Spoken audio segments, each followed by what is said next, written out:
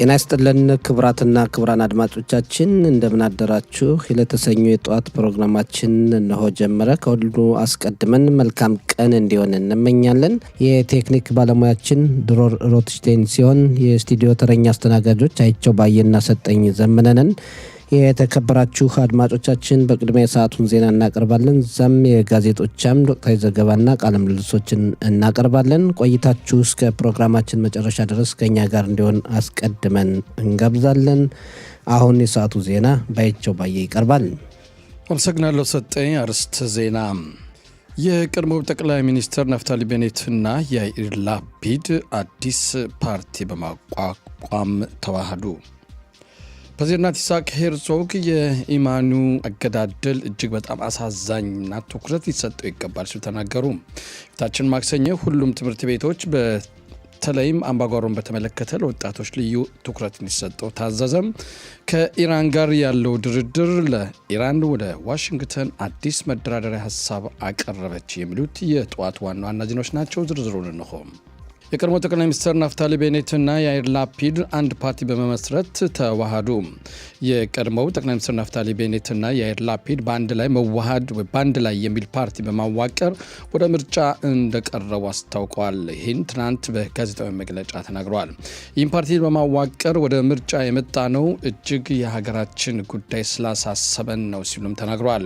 ቤኔት ሲናገሩም እኔና ያኢር ላፒድ ምንም እንኳ የተለያየ የፖለቲካ ርዕዮተ ዓለም አቋም ቢኖረን ነገር ግን የሀገራችን ያለችበት ተጨባጭ ሁኔታ እጅግ አንገብጋቢ ከመሆኑ አንጻር በአንድ ፓርቲ ስር በመምጣት አሸነፈን መንግስት ለመመስረት ያቀድነው ዓላማችን ነው ሲሉም ጠቅሰዋል።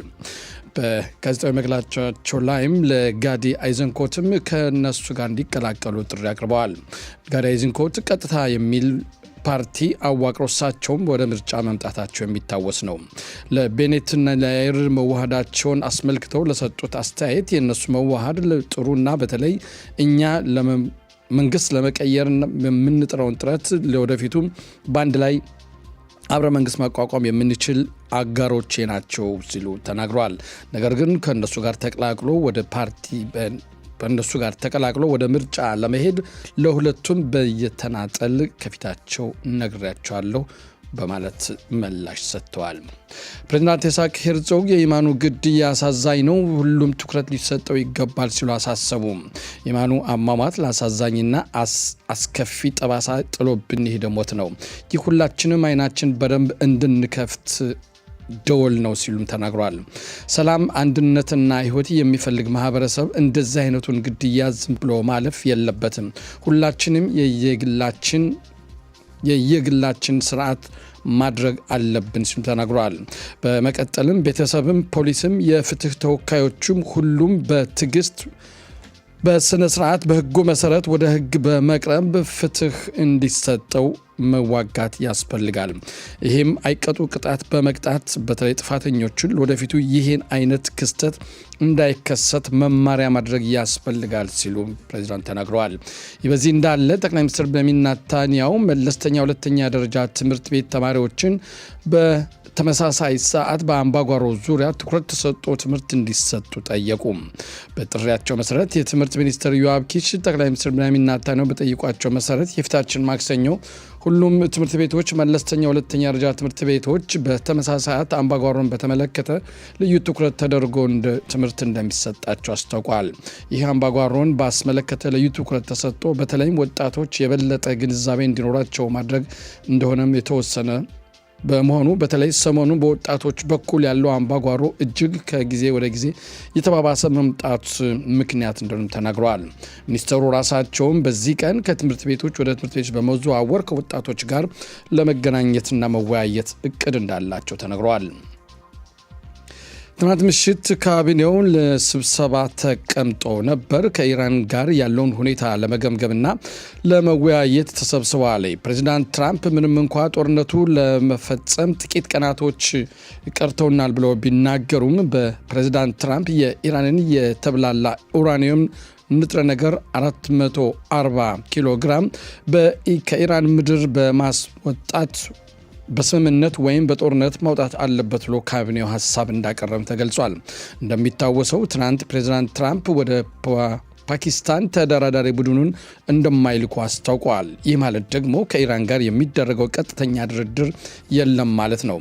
ይህ በዚህ እንዳለ ዘገይት ብሎ በደረሰን ዜና እንድትቀበል ነው ከኢራንና በአሜሪካ የሚደረገው የሰላም ድርድር አንድ የብዙሃን መገናኛ ጣቢያ እንደገለጸው ከሆነ ኢራን ለዋሽንግተን አዲስ የመስማሚያ ሐሳብ እንዳቀረበች አገልጿል። ሐሳቡ የሆርሙዝ የመተላለፊያ የባህር ወሽመጥ መክፈት፣ ጦርነቱን መፈጸም፣ በተለይ የኒውክሌር ቦምብ ዙሪያ ደግሞ ከተወሰኑ ወራቶች በኋላ መወያየት የሚል አዲስ ሐሳብ እንዳቀረቡ ተገልጿል። ይህ ሐሳብ የፓኪስታን አሸማጋይ ቡድን አማካኝነት ወደ ዋሽንግተን እንደተላከና የዋሽንግተን ምላሽ እየጠበቁ መሆኑን ገልጸዋል። በሰሜን ሀገራችን ክፍል በተለይ በደንበሩ አካባቢ የሚኖሩ ነዋሪዎች ከነገ ማክሰኞ ጀምሮ ትምህርት ቤቶችን እንደሚዘጉ አስታወቁ። ሕይወት እስኪጠፋ ወይም አደጋ እስከሚደርስ ድረስ አንጠብቅም፣ ራሳችን ለአካባቢያችን ደህንነት እንሰራለን። ምንም እንኳ ከሊባኖስ ጋር የተኩስ አቁም ስምምነት ቢኖርም ወደ አካባቢያችን አሁንም ሮኬት ተምዘግዛጊ ሚሳኤሎችና ሰው አልባ ድሮን አውሮፕላኖች እየተወነጨፉ ይገኛል። የዚህ አካባቢ ኃላፊ ሞሼ ዴቪዶቪች እንዳስታወቁትም መንግስት እንዴት የአካባቢያችን ነዋሪዎች የሚናገሩትን ጆሮ ዳባ ልበስ ይላል በማለትም መንግስት ላይ ከፍተኛ ወቀሳ አስቀምጠዋል። ይህ በዚህ እንዳለ በሰሜኑ ባለው ተጨባጭ ሁኔታ መሰረት ጠቅላይ ሚኒስትር ቤንያሚን ኔታንያሁ በሚሮን ዓመታዊ በዓል የሚከበረውን በጥቂት ሰዎች ብቻ እንዲከበር አዘዋል። በየዓመቱ የሚሮን ተራራ የሚከበረውን ላግ በኦሜር የተሰኘውን በዓል በተለይ በአሁኑ ዓመት ለምልክት ያህል በሚገኙ ሰዎች ብቻ እንዲከበር አዘዋል። ምክንያቱም በሊባኖስ ጋር ምንም እንኳ የተኩስ አቁም ስምምነት ቢደረግም አንዳንድ ተምዘግዛጊ ሮኬት ሚሳኤሎችን መወንጨፋቸው ስላልቀረ ይህ ደግሞ ጉዳት ሊያደርስ ስለሚችል እንደተለመደው ብዙ ሺህ የተገኙበት ምዕመናን የሚከበር በዓል እንዳይሆን ጥሪ አቅርበዋል። በግባት ሻኡል በኢየሩሳሌም ፖሊስ 25 ህጻናትን በአንድ ቤት ውስጥ ማግኘቱን አስታወቀ። ኢየሩሳሌም ፖሊስ እንዳስታወቀውም 25 ህጻናት በአንድ ቤት ውስጥ በማግኘታቸው በማሳወቅ ይህ ቦታ እንደ መዋለ ህጻናት የሚያገለግል ቦታ ነው ብለዋል። ቦታው እንደ መዋለ ህጻናት ሆኖ እንዲያገለግል ምንም አይነት ፍቃድ የሌለውና ቦታውም ለህጻናት መዋለ ህጻናት መዋያ የሚሆን እንዳልሆነ አስታውቀዋል። የዚህም ቦታ ኃላፊ በማፈላለግ ከቦታው የተገኙትን በቁጥጥር ስር በማዋል ለምርመራ ወደ ፖሊስ ጣቢያ እንደወሰዳቸው ፖሊስ አስታውቀዋል። በመጨረሻም የአየር ጸባይ ሁኔታ በቀኑ በተለይ ወደ ምሽት አካባቢ ዝናብ ይጥላል የሚል ግምት አለ። በተለይ ደግሞ በምስራቅ ኔጌቭ አካባቢ የጎርፍ መጥለቅለቅ ሊኖር ይችላል ይላሉ። የሙቀቱ መጠን በዲግሪ ሴንቲግሬድ ኢየሩሳሌምና አካባቢዋ 19 ዲግሪ ሴንቲግሬድ፣ ጽፋትና አካባቢዋ 19፣ ቴልአቪቭና አካባቢዋ 21፣ ሃይፋና አካባቢዋ 21፣ ቤርሼባና አካባቢዋ 21፣ ኢላትና አካባቢዋ እስከ እኩለ ቀን ድረስ 26 ሴንቲግሬድ ይሆናል ይላሉ የዘርፉ ተመራማሪዎች። ሰጠኝ የጠዋቱ ዜና እስካሁኑ ነበር። አይቸው ለዜናው እናመሰግናለን።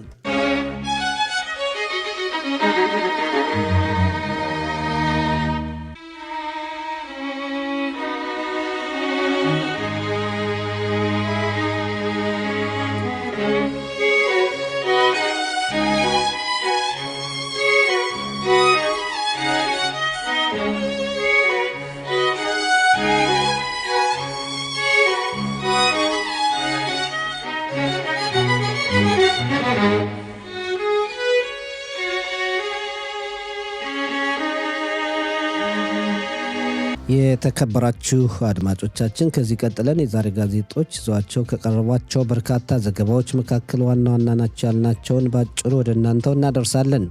የዛሬ ጋዜጦች በፊት ገጻቸው ትኩረት ሰጥተው ካቀረቧቸው ዘገባዎች መካከል አንዱ የኢሻቲድ ፓርቲና ቤኔት 2026 የተሰኘው አዲስ ፓርቲ ጥምረት ፈጥረው ለመወዳደር መወሰናቸውን በተመለከተ ነው። የማዕሪብ ጋዜጣ ሁለቱ ፓርቲያቸው አንድነት በመፍጠር ኃይላቸውን እያጠናከሩ ነው በማለት የሁለቱን ፓርቲ አንድነት እና በጣም ድራማዊ በሆነ ሁኔታ የተቀናቃኝ ፓርቲዎች ሊቀመንበር ያይር ላፒድ እና የቀድሞው ጠቅላይ ሚኒስትር ናፍታሊ ቤኔት ፓርቲዎቻቸውን በማዋሃድ በመጪው ጥቅምት ወር 2026 ዓ.ም በሚካሄደው 26ኛው የክኔሴት ወይም የፓርላማ ምርጫ በአንድነት የሚጓዙ መሆኑን አስታወቁ ብሏል። የሁለቱ ጥምር ፓርቲዎች ስምም በአህድ ወይም በአንድነት ይሰኛል። ሁለቱ አካላት ውህደቱን እጅግ ጽዮናዊና አስፈላጊ የሆነ ብለውታል። ሁለቱ ፓርቲዎች አንድነት መፍጠራቸው በመጪው የክኔሴት ምርጫ ለማሸነፍ እንደሚያግዛቸው ገልጸዋል። የያሻር ፓርቲን ወደ ውህደቱ ለማምጣትም ፍላጎት እንዳላቸው ተጨምሮ ተገልጿል። የሊኩድ ፓርቲ ውህደቱን ላፒድና ቤኔት በድጋሜ ከእስላም ወንድማማቾች ጋር ነው የሚሄዱት፣ አሁንም ማንሱር አባስ ይዘውሯቸዋል በማለት ተችቷል። የኢዲዮት አህሮኖት ጋዜጣም የቤኔትና ላፒድ ፓርቲዎችን ውህደት በተመለከተ የበኩሉን ዘግቧል። ለብሔራዊ የክኔሴት ምርጫ 6 ወራት እየቀሩ ሁለቱ ፓርቲዎች አንድነት ፈጥረው በጥምረት በምርጫው ለመፎካከር የሚፈልጉ መሆኑን አስታውቀዋል። ቤኔት ለያሻር ፓርቲ ሊቀመንበር ጋዳይ ዘንኮት ጥሪ አቅርበዋል። በራችን ክፍት ነው ብለዋል። የሁለቱን ፓርቲዎች ውህደት በሊቀመንበርነት የሚመሩትም ናፍታሊ ቤኔት ይሆናሉ ተብሏል። የሐሬጽ ጋዜጣም በተመሳሳይ ሁኔታ ቤኔትና ላፒድ በመጪው ምርጫ በአንድነት ለመወዳደር ወስነዋል። ቤኔት የጥምሩን ፓርቲ ይመራሉ። ጋዳይ ዘንኮትም አባል እንዲሆኑ ጥሪ ቀርቦላቸዋል። ናፍታሊ ቤኔት በመግለጫቸው የጥምሩ ፓርቲ በአረብ ፓርቲዎች ላይ ተስፋ የሚያደርግ አይደለም፣ ራሱን ችሎ የሚንቀሳቀስ ነው ብለዋል። የሐሬጽ ጋዜጣ የቆየ ወዳጅነት ነው እንደገና የታደሰው፣ ሁለቱ አካላት ከአሁን በፊትም በጥምረት ተጉዘው ነበር በማለት ዘግቧል። የእስራኤል አየም ጋዜጣም የሻቲድና ቤኔት 2026 ፓርቲዎችን ጥምረት ዘግቧል። በተቀናቃኝ ፓርቲዎች በኩል ያለው መከፋፈል አበቃ፣ አሁን አንድነት በመፍጠር የነበሩ ስህተቶችን የማስተካከያ ጊዜ ነው ብሏል። የእስራኤል አየም ጋዜጣ የእስራኤል አየም የወንድማማቾች ቃል ኪዳን ተመለሰ። ናፍታሊ ቤኔትና ያኢር ላፒድ በመጪው የክኔሴት ምርጫ በአንድነት ለመጓዝ መወሰናቸውን አስታውቀዋል። በመግለጫቸውም በምርጫው አሸናፊ ከሆኑና መንግስት ከመሰረቱ በመጀመሪያ አስተዳደር ቀናቸው የጥቅምት 7 ቀን 2023 ዓ.ም የሽብር ጥቃትና የደህንነት ክፍተትን በትክክል ማወቅ እንዲቻል መንግስታዊ አጣሪ ኮሚቴ የሚያቋቁም መሆኑን ቃል ገብተዋል ብሏል። እንዲሁም ሁሉም የህብረተሰብ ክፍል ወጣቶች በእኩልነት ሀገራዊ ግዴታቸውን በመከላከያ ሰራዊቱ እንዲወጡ የሚያደርግ ህግ እንደነግጋለን ብሏል። ቤኔትና ላፒድ ጋዳይ ዘንኮትንም ከጥምር ፓርቲያቸው አባል እንዲሆኑ ጥሪ አቅርበዋል ብሏል። የእስራኤል አየም ጋዜጣ ሌላው የማዕሪብ ጋዜጣ የዘገበው በፔታህ ትክቫ ከተማ ባለፈው ሳምንት የእስራኤል 78ኛ ዓመት የነጻነት በዓል ዋዜማ ማክሰኞ ምሽት በፒዛ መጋገሪያ ሲሰራ የነበረውና በጩቤ ውጊያ የተገደለውን ይመኑ ቢንያሚን ዘለቀ ጉዳይን ነው። ማዕሪብ ግድያ ብቻ አይደለም በቀል ጭምር ነው በሚል ርዕስ እንደዘገበው ከሆነ በርካታ ታዳጊ ልጆች ይመኑን ሲያጠቁ የሚያሳይ የቪዲዮ ፊልም ተለቆ በተለያዩ መገናኛ አውታሮች ትላንት ሲሰራጭ ውሏል። በቪዲዮ ፊልሙ እንደሚታየው 15 የሚሆኑ ታዳጊ ልጆች አንዱን ይማኑን ብቻውን ሲያጠቁ ታይቷል። በቪዲዮ ፊልሙም አሳዛኝ ክስተትን ሁላችንም ተመልክተናል። ድርጊቱን ፈጽሟል ከተባሉ ታዳጊ ልጆች መካከል የአራቱ የእስራት ጊዜ በፍርድ ቤት ትላንት ተራዝሟል። ከአራቱ መካከል አንዱ የ15 ዓመቱ ዋነኛው ተጠርጣሪ እንደሆነ ተገልጿል። ሌላ ተጨማሪ ተጠርጣሪ ታዳጊ ልጅም በቁጥጥር ስር ውሏል። መርማሪ ፖሊሶች ተጨማሪ 5 ተጠርጣሪዎችን ለመያዝ ጥረት እያደረጉ እንደሆነ ማዕሪብ ዘግቧል። ይህ በእንዲህ እንዳለ መዋጻ ሽሎም ሀይሌድ የተሰኘውና የልጆችን ሰላምና ደህንነት የሚከታተለው አካል ከጥቅምት 7 ቀን 2023 ዓ.ም ወዲህ በታዳጊ ልጆች መካከል የሚፈጸሙ ግጭቶች 12 ከመቶ መጨመራቸውን ገልጿል። እንዲሁም በወሲባዊ ትንኮሳ በኩል 8 ከመቶ ጨምሯል ብሏል። ምክንያቱም ሲገልጽም የትምህርት ተቋማት ለተከታታይ ጊዜያት መዘጋታቸው፣ ችግር ያለባቸው ታዳጊ ልጆችና ወጣቶችን በተለያዩ ተቋማት አስገብቶ የማስተማሩና ወደ ራሳቸው እንዲመለሱ የማድረግ እንቅስቃሴ መቀነሱ፣ በበጀት እጥረት ምክንያት በቂ የሰው ኃይል አለመኖሩን ገልጿል። አላም የተሰኘው ድርጅት ጉዳዩ በጣም አሳሳቢ እንደሆነና ብዙ ሊሰራበት የሚገባ መሆኑን ማሳሰቡን የማዕሪብ ጋዜጣ ዘግቧል።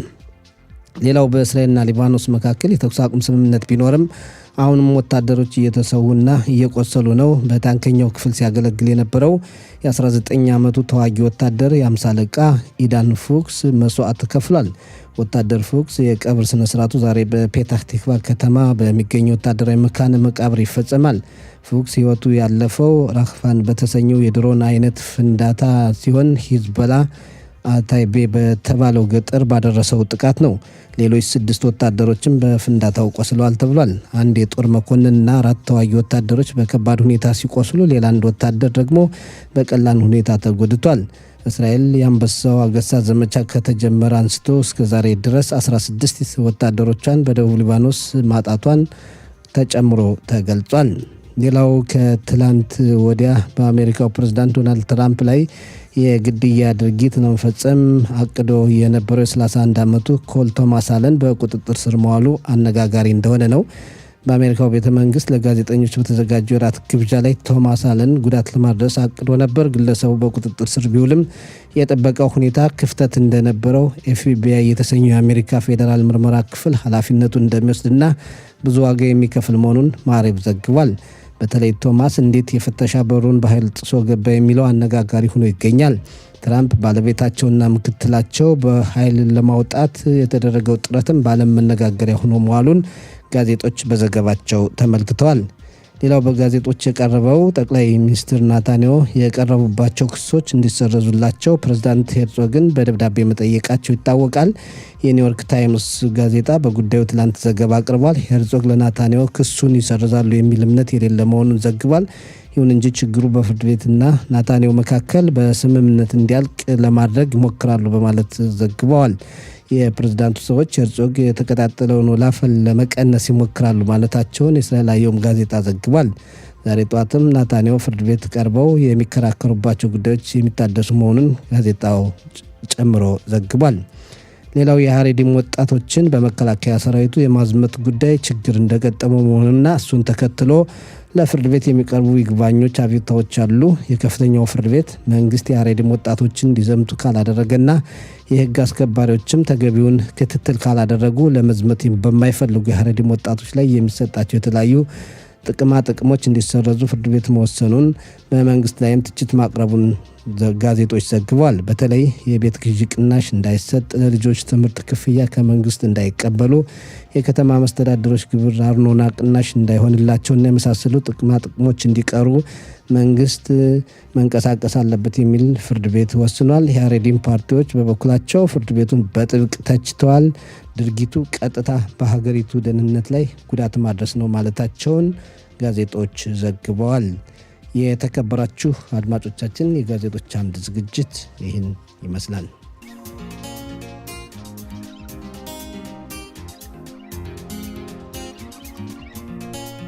የተከበራችሁ አድማጮቻችን ስርጭታችን እንደቀጠለ ነው። የተለያዩ ዘገባዎችን እናቀርባለን። ከዛ በፊት ግን ጓዳይቸው ባየ ጤና ይስጥልን፣ እንደምን አደርክ? እንደመጓዳልከኝ ዛሬ ጓድ እኮ አብሮ የሚሰራ መሰለኝ በደርግ ዘመን። አንተ የበለጠ ታውቋል። በትክክል እናንተ እንዲህ ገና ምች ታስባችሁ ነበር እንኳን ልትወለዱ እኮ። ስለዚህ አንተ በደንብ ስለምታውቀው አሁን ፍቅር አዲስ ልዑል አስወደደኝ ትላለች። እንዴት ልዑልን ማን ማይወዳለ? ልዑል መሆን ወይም ልዑልን ማይወድ ማን አለ? ልዑል ወዳጅ ነው። እናትህ አልተነበዩልህም ስታድግ ልዑል ትሆናለህ እንደ አብይ አህመድ ንጉስ ትሆናለህ አላሉ? ሰው ያለችኝ ወይ አንተ። ጥሩ እንግዲህ እናመሰግናለን። ለመግቢያ ያክል ነው እንደዋይቸው ሰሞኑን በጣም መነጋገሪያ የሆነ ሁላችንም ያሳዝነ በወጣቶች መካከል በየጊዜው የሚፈጸሙ ግጭቶች መጨመራቸው፣ ብዙዎችንም ማጣታችን፣ በአንድ ሳምንት እንኳን ከ12 በላይ ልጆች እንዳጣን ተገልጿል። ሰዎችን በግድያ እንዴት ተመለከትከው? እጅግ በጣም የሚያሳዝን፣ ወዴት እየወሰድን ነው ይሄ ጉዳይ ወዴት እየሄድን ነው የሚል እያንዳንዳችን ቆም ብለን ልናስብበት የሚገባ ጉዳይ ነው። እኔ ዞሮ በዚህ ክስተት ካሁን በፊት በተለያዩ ርዕሶች ብዙ እናወራለን። ሰጠኝ ይሄ በውስጣችን ያለ ክፍፍል፣ በውስጣችን ያለ አለመግባባት ከፖለቲከኞች ጀምረን ስርዓት አልባ የምናወራው ወይም በምንግዴለሽነት የምናወጣቸው ቃላቶች መብታችን ነው ዲሞክራሲ መብት ነው የምናወጣቸው ነገሮች ያለ ቦታው እየገቡ ልጆቻችንን ቢሆንም በትክክል ማሳደግ ያቃተበን ወቅት ላይ የደረስ መስሎ ይታያል። እንደኔ አመለካከት በተለይ በዮም አጽማውት ምሽት ላይ ፔታ ትክባ የተፈጠረው ክስተት አሁን እኔ ትናንትና በብርሸባማ ትናንትና እኔም ፔታ ትክባ ሄጄ ነበር። ግማሽ የእስራኤል ሀገር እዛ ቦታ አለ። ግማሽ የእስራኤል ሀገር በችግር ጊዜ መዋድ እንደዚህ አንድ ላይ መተሳሰብ ማቅረባችን ጥሩ ነው። ግን ለምን በችግር ብቻ ይሄን ነገር ለምንድን ነው መቅረፍ የማንችለው? የ13 ዓመት የ12 ዓመት ልጆች ሳኪን ስለት ነገር ይዞ መዞር ማለት ይሄ ከውስጥ ከቤታችን ከእያንዳንዳችን የሚጀምር ጉዳይ ነው። ይሄ አሁን እኛ አበሻ ስለሆነ እንዴት ስለሆነ አይደለም። እዚህ ላይ የፖሊስም ሆነ የተለያዩ ህግ አስከባሪዎች አንዷ በወቅቱ የነበረች በዛ ቦታ የነበረች ሳስትናገር ሰሰማት እኛ አለች ከባለቤቴ ጋር ልጄን ለመውሰድ እዛ አካባቢ መጣው በቢያንስ 11 ሰዓት ፕሉስ እንደዛ አካባቢ ይሆናል። ሎስ መጣ ልክ የአምባጓሮውን ተፈጥሮ ነበር። ልጆቹ በብዛት ለማንትን ለመቆጣት ብንወርድ አይናቸው ያየነው ሁኔታ በጭራሽ እንዳንቀርብ ሰጋን። እኛም ተመልሰው ወደ መኪናችን ገብተን እዛው አካባቢ የነበሩ 3 የከተማ ጥበቃ ጓዶች የምንላቸው ይሄ ፓካኪ የምንላቸው እነሱ 3 እና የዴት እዛሎች እዛ ልጆች ይደባደባል። እነሱ እዛ ዝም ብለው ቁጭ ብለዋል። ለምን የኛ ኃላፊነት አይደለም? ኦኬ እናንተ ኃላፊነት አይደለም፣ ለፖሊስ ደውሉ ወዲያውን እኮ ወንጀልም እኮ የማጋለጥ ወንጀል ሲፈጸም ሲታይ እኮ የመደወል ለፖሊስ ይህም እኮ ግዴታ ነውና የነዛ የሚጠየቁበት ሁኔታ አለ። አሁን ድርጊቱ ተፈጸመ፣ ከድርጊቱ በኋላ አግባብ የሆነው ፍርድ ይሰጣል ወይ የሚለውም የብዙዎች ጥያቄ ነው። የሚነሳው ነገር ጉዳይ ነው። የፖሊሱ አመለካከትስ ስንት ሰዎች ይኖራሉ? ፊልሙ ተለቆላችንም አይተነዋል። ስንት ልጆች ናቸው በዚህ አምባጓሮ የተሳተፉት? እስካሁን ድረስ ወደ 15 ይሆናሉ ተብሏል። እስከ 20 በላይ ይሆናሉ። ቆመው የተመለከተውም እኮ ወንጀለኛ ነው። የግድ ሂዶ ወግቶ የገደለው አይደለም፣ ወይም የያዘውን የሚወረወርበት አይደለም። ሁሉም እንዴ ጭፍጭፍ ልንች ምንድነው የሚባል ልንች በአማርኛ ምንድነው መቀላ መሰለኝ። ይሄ የሆነ የደቦ ድብደባ እኮ ነው። ፖሊስ ከነዛ ውስጥ 7 ነው በቁጥጥር ስር ያዋለ። ሁለቱንም ህፃናቶች ተብለው ያው የቤት የቁም እስረኛ ተብለው ተለቀዋል። በጣም የሚያሳዝነውና የሚያናደው ነገር ደግሞ አሁን እዚህ ላይ ለነኚህ ፖሊስ የነኚህ ያንዳንዱ ልጅ ጠበቃ አለው። ያ ጠበቃው እሱ ልጅ እኮ በጣም ጥሩ ልጅ ነው። አንደኛው ጠበቃ ምንድነው ያለ የነበረው እኮ የውማ ጽማት ነው የእስራኤል ነጻነት ማታ እኮ ነው በቃ እንደዚህ መሆን ያለበት። እንዲህ በእስራኤል ነጻነት ቀን ጠጡ ስከሩ ይባላል። ልጆች ጠጥተው ነው ሰክረው ነው እነሱ ናቸው የጠጡ የሰከሩ ይመስሉ እንዴ? ጠብቀው እኮ ነው ተው ብለው ሲቆጣቸው እስከሚጨርስ ድረስ ጠብቀው ነው። የቦታው የነበሩት ልጁ ብቻውን የነበር በዛን ሰዓት ለባለቤቱ እኮ ደውለው ነበር ተነግሯል። ባለቤቱ እስኪመጣ ድረስ ጊዜ ወሰደበት። ኦኬ ያን ያክል ሲደባደቡስ በአካባቢው ደህንነት ጥበቃ አስከባሪዎች የሉም ወይ? አሁን በየከተማው አሁን ብዙ ዜጎች ፖሊስ ደህንነታችን አሁን በተገቢው ያስከብራል ወይ? የከተማን ጉዳይ ከተማ ነዋሪዎችን ደህንነት ማስከበር ያለበት ፖሊስ ነው። ድንበሩን ወታደሮች ቢጠብቁም እና ያስከብራል ወይ? በቶሎ ሲደርሳሉ ወይ? ጥሪ ተደርጎ የሚለው እኔ ባይኔ ያየሁትን ልንገር። ባለፈው ሳምንት ከሰዓት በኋላ ምሽት ብሏል። ቢያንስ 7 ሰዓት 7 ተኩል አካባቢ ወደ ኢየሩሳሌም እዚህ ኢየሩሳሌም ውስጥ የቱ አካባቢ ልበለ ይሄ ምንድነው የምንለው ቢንያን ክላል በስተጀርባው በኩል ያፎስት በስተጀርባው ፌርማታ አውቶስ ፌርማታ አለ። ወጣቶች ናቸው። አግሪፓስ በስተጀርባው ወጣቶች ናቸው። እዛ ቆመዋል። ከምን መጣ ሳትለው ብቻ አንዱ በሞተር ስኩሌት ይሄ የተላላኩ ቃሚ ሞተር ስኩሌት እነሱ ናቸው 3 የያዙ ናቸው። ከየት መጣ ሳትለው ትርምስምስ ያለ ድብድብ እዛ ላይ ከዛ ላይ ለፍለኮ ልክ ባቡሮች ከተማ ባቡር የሚያልፉበት ላይ ፖሊስ አለ። እነሱ ተደባድበው ሲጨርሱ ጩኸት ከመጣ በኋላ ነው ፖሊስ የመጣው። እኛ አጋጣሚ አውቶቡስ አለ፣ አውቶቡስን ሊያሳልፈን አልቻለም። ድብድቡ ወደኛ የሚደርስ ነበር። እንግዲህ አሁን በየቦታው ያሉ ብዙ ችግሮች አሉ፣ እናስብበት ይገባል። በየቤታችን ልጆችን እንምከር፣ እናቀርባቸው፣ እንዋይ። ቋንቋው እንኳን ህፃን ነው የሚባለው ነገር በጣም የሚያሳፍር ነው። ብዙ ስራ ህፃን ነውና እንዳይደረግም የሚባል ነገር ህፃን ነውና አላዊ አያውቅም፣ ህፃን ነውን የሚያደርገው አያውቅም፣ ወይም በዛን ሳሰክሮ ነበር ተቀባይነት የለውም። ይሄ ራሱ ከህጉ ጀምሮ መቀየር ያለበት ሁኔታ ነው። ጥሩ፣ ወደፊት እንግዲህ ብዙ መስራት የሚጠበቅብን የሚመለከታቸውን ክፍሎችም እንጠይቃለን። መልካም። እስቲ በሰሜኑ እስራኤል ውጥረቱ እየቀጠለ ነው። ትናንትናም የነበረው ክስተትን አንተም አይተዋል። እንዴት አየኸው? እስኪ በጣም የሚያሳዝን ነው። እንግዲህ የተኩስ አቁም ስምምነት ተብሎ ሂዝቦላ ራክፋን የተባለውን ይህን ድሮን አይነት ነው። የተለያዩ ድሮን አይነቶች በኢብራይስጥ ሲጠሯቸው፣ እኛ ግን ጠቅለል አድርገን ያው አጥፍቶ የሚጠፉ ማስፈራሪያዎች ነው። ተተኩሳቸዋለህ፣ ይፈነዳሉ፣ ጉዳት ያደርሳሉ እና ይሄ ተተኩሶ ኢዳን ፉክስ የተባለ ወታደር 19 ዓመት የተሰዋበት ሌሎች ደግሞ ከ5 እስከ 6 የሚሆኑ የቆሰሉበትን ሁኔታ ሰምተናል። በጣም የሚያሳዝን ነው። በእውነት ይህንን በትኩረት መከታተል ነው። ችላ ማለት የማይገባ ይመስለኛል።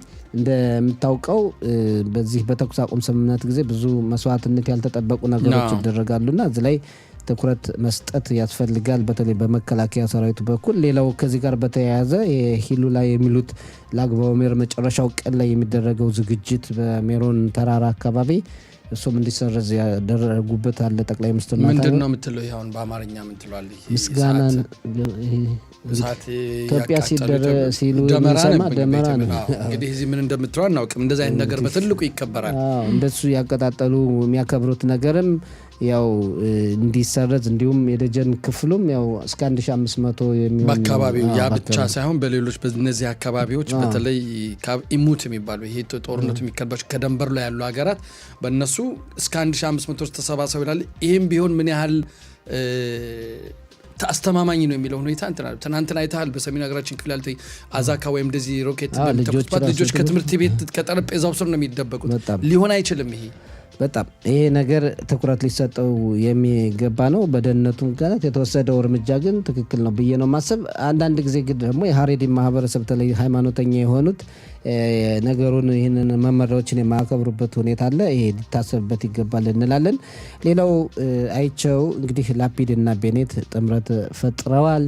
በአንድነት ለመጓዝ ወስነዋል። ከ6 ወራት በኋላ የሚካሄደው የክኔሴት ምርጫም እንግዲህ ካሁኑ እየተሟሟቀ ይመስላል። እንዴት አየው? ያው ለምንድን ነው የተቀላቀሉት?